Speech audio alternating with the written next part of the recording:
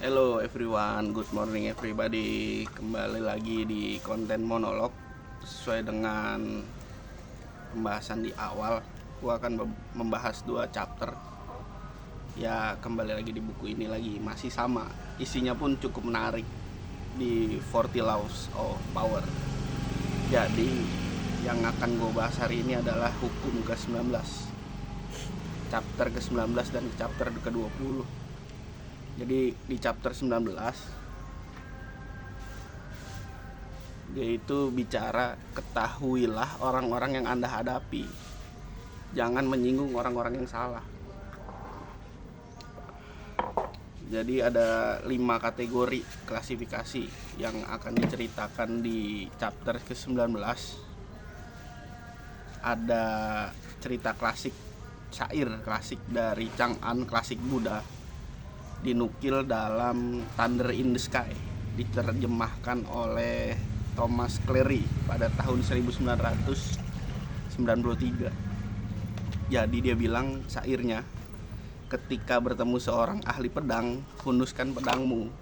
Jangan membacakan syair kepada orang yang bukan penyair. Itu dari klasik Buddha Chang'an. Jadi ada 5 kategori di sini. Jangan menyinggung orang yang salah. Jadi ada cerita tentang si gagak dan si domba.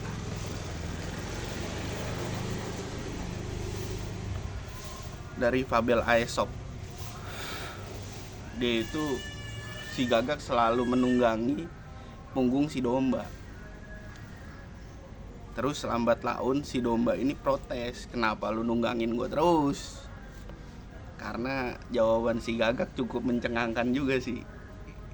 Karena dia gak mau salah memilih lawan. Alhasil jawaban si gagak, ya gak apa-apa, gue ngukur kapasitas gue untuk melawan lu, karena lu gak bakal menggigit gue. Karena kalau gue bertengger di atas punggungnya si anjing atau serigala, ya gue bakal dimakan sama dia. Salah lawan gue. Jadi gue bertengger di atas punggung si domba lah. Dia cerita tuh. Jadi ada 5 kategori yang dibahas di sini. Jadi ada yang pertama, orang arogan dan tinggi hati. Jadi dia cerita itu, penghargaan itu cukup sangat sensitif bagi dirinya. Dia itu nggak ingin sekali disinggung masalah soal harga diri. Tetapi kalau kawan-kawan melakukan penghinaan terhadap harga dirinya, orang arogan dan tinggi hati ini akan sangat berbahaya. Dia akan di luar kewarasan lah pada umumnya orang bertindak. Terus yang kedua, orang dengan perasaan tidak aman yang berlebihan. Jadi orang-orang seperti ini sebetulnya egonya cukup rapuh dia. Jati dirinya tidak aman. Sehingga seringkali diperdaya atau diserang. Padahal orang-orang seperti ini sedikit demi sedikit, lambat laun, cukup atau tidak cukup, sadar atau tidak sadar, dia ini akan mengambil posisi keuntungan yang sangat berkali-kali lipat. Dalam artian, kalau kawan-kawan kepleset lah ketemu orang yang punya perasaan tidak aman, dibantai habis-habisan itu. Terus ada orang yang curigaan. Ada ceritanya Joe Stalin. Orang curigaan ini, dia bicara, dialah orang yang sebenarnya paling tidak berbahaya dari kelima faktor ini. Sebab dia benar-benar mudah diperdaya sama Stalin sendiri. Dia terus-menerus diperdaya. Manfaatkan sifat curiganya untuk berbalik melawan orang lain. Namun jika Anda menjadi sasaran kecurigaan, berhati-hatilah. Terus ada si ular dengan ingatan panjang. Jadi kalau dia disakiti, ular ini punya ingatan panjang. Oke lah, pada hari ini dia tidak bisa melawan.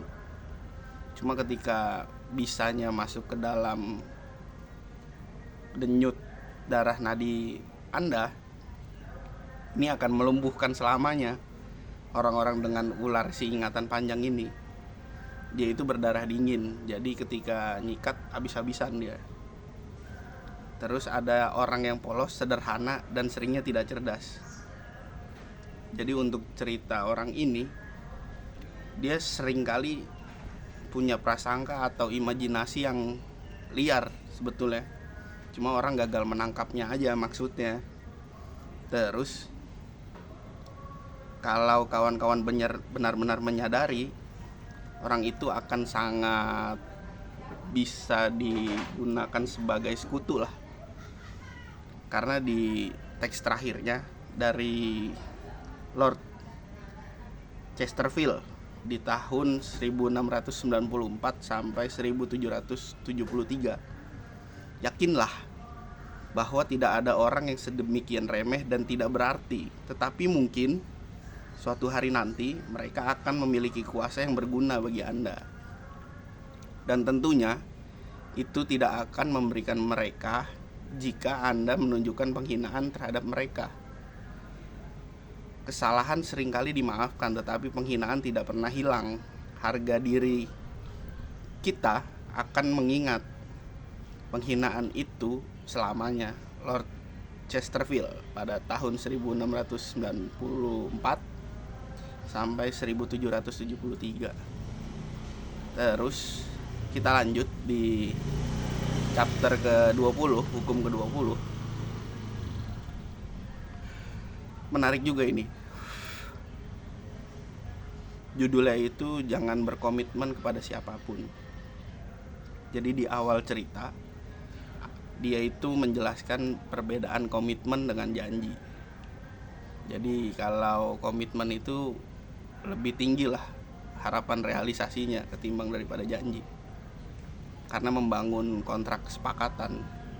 Makanya banyak politisi hari ini berjanji sekaligus dituntut dengan komitmen. Bagaimana komitmennya ke depan? Ya, itu artinya ketika kawan-kawan membuat komitmen pada seseorang, teman-teman sudah mengiyakan menjadi budak. Karena itu sebuah penuntutan lah dari orang yang kawan-kawan ajak berkomitmen. Aura kekuasaan seperti ini seiring berjalannya waktu, ketika kemerdekaan Anda akan tumbuh, semakin orang yang menginginkan Anda menjadi orang yang membuat Anda berkomitmen memberikan komitmen. Jadi ceritanya itu di sini ada Ratu Elizabeth I. Tujuan bukan untuk menjauhkan orang lain atau membuat Anda tidak terlihat atau mampu berkomitmen. Selayaknya Ratu Elizabeth, sang ratu perawan, Anda perlu menyamarkan suasana, membangkitkan minat, memikat orang dengan kemungkinan untuk memiliki Anda. Kemudian Anda harus sesekali memperhatikan mereka, tapi jangan berlebihan.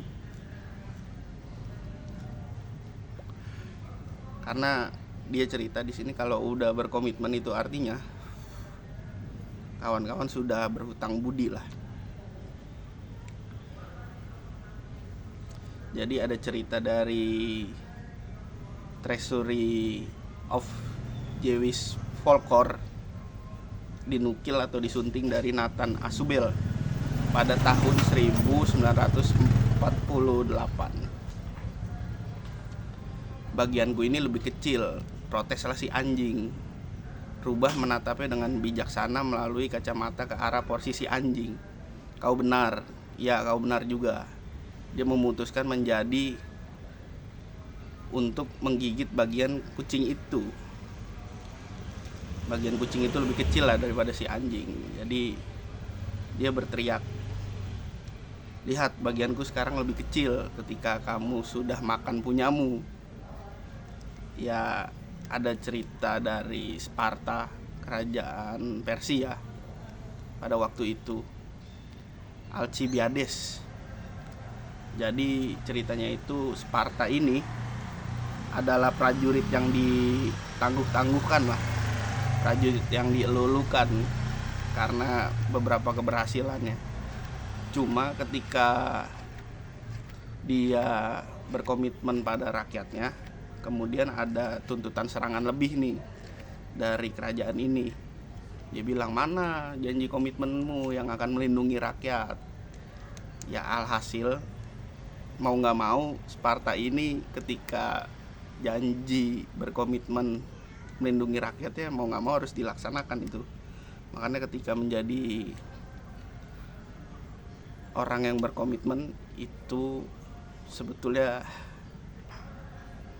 budak juga sih, jebakan untuk menjadi budak, karena kawan-kawan tuh akan dituntut selalu soal janji atau komitmen lah, bukan janji sekedar janji cuma tidak bisa berkomitmen. Terus cerita lanjutannya, dia tahu betul bahwa orang bodoh yang terburu-buru menghadapi situasi, bahwa dengan melakukannya terlalu cepat Anda kehilangan kemampuan bermanuver, Anda kehilangan rasa hormat dari orang lain. Mungkin besok menurut mereka Anda akan berkomitmen pada tujuan yang lain atau berbeda, karena begitu mudah menyerahkan diri pada hal yang satu ini.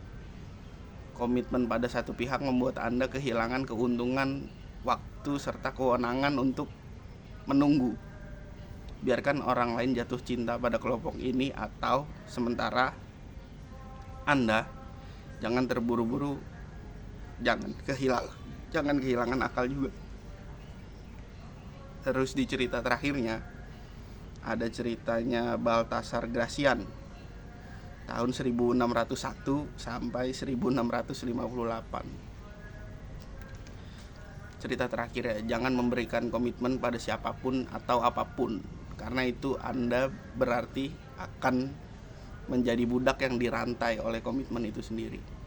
Bagi setiap orang, karena kemerdekaan lebih berharga daripada anugerah yang mengakibatkan hilangnya kemerdekaan itu.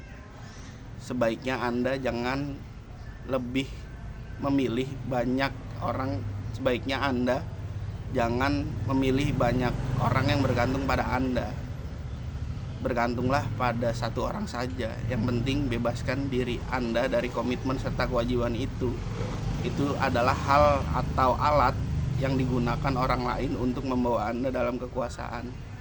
Jadi itu cerita terakhir dari Baltasar Gracian. Oke, mungkin cukup segitu konten monolog yang hari ini bisa gue sampaikan ke kawan-kawan. Sampai jumpa di kesempatan dan lain waktu di hukum-hukum ke-21 lah selanjutnya, dan ke-22. Hukum ke-21 itu bicara berpura-puralah bodoh untuk menangkap orang bodoh. Tunjukkan kesan bahwa Anda lebih bodoh dari sasaran Anda. Itu di hukum ke-21. Nanti akan coba kita bahas di 40 Law of Power. Oke, mungkin cukup untuk hari ini. Kurang lebihnya mohon maaf. Jangan lupa ngeteh hari ini green tea. Kurang lebihnya mohon maaf dari gua. Nun kolami wa mayaskurun billahi fisabilil haq fastabikul khairat. Assalamualaikum warahmatullahi wabarakatuh.